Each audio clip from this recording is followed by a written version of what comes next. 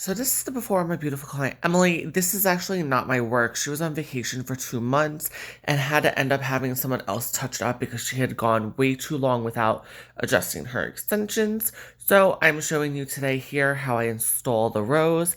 I like to make sure I have a nice clean parting, as you can see here. And I'm just going to take that section again and just clean up the parting just to make sure everything is nice and neat, and then clip it up out of the way. What I like to do is measure the weft, and I have it on the right side, and I'm going to have the client put her finger where it is on the left side.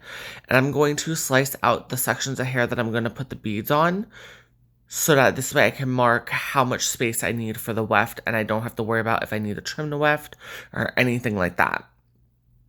So now I'm starting to put the beads onto the hair, and it's pretty repetitive. This is probably my favorite way of doing extensions, to be honest. There's no heat, there's no glue, there's no tension, and it's just really safe on the hair. I will show you what the beads look like up close when I'm done installing the beads, and then I will also show you what it looks like up close for the weft and the stitching once it has been sewn in. Everybody is different, but I like to actually use 2 beads on each anchor, just because I find it just adds that little extra security, and that is what we want, a secure install. So you can get a little glimpse of what's going on here with the beadwork right in here. As you can see, all of my sections are nice and neat. Everything is spaced out evenly, and that is exactly what you want. You do not want your beads to be spaced out all different lengths or different spaces apart from each other, because it's not going to allow the weight of the weft to be distributed across that section properly and evenly, and that's what could potentially cause damage.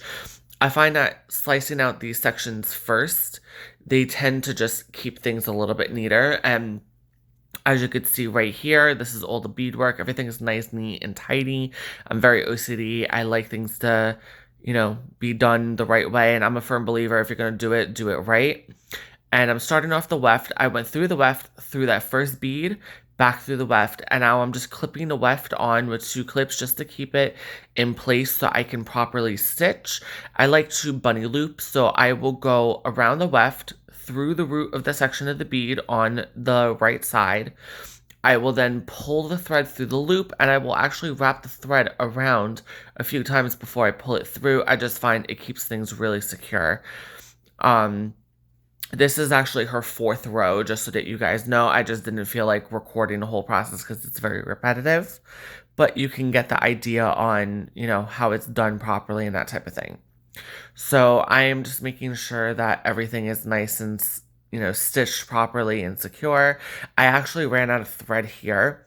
So what I like to do is tie off the thread. I will go through the weft, through the bead, back through the weft, and then I will tie the new thread with what was left of the old thread, and then trim to size, just so that everything is nice and neat and connected, and you don't have to worry about things unraveling.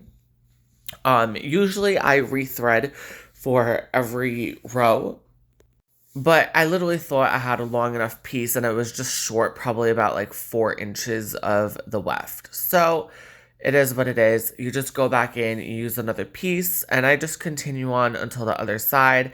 And then the same thing. I'm going to go through the edge of the weft, through that first bead, and then back through the weft and tie it off.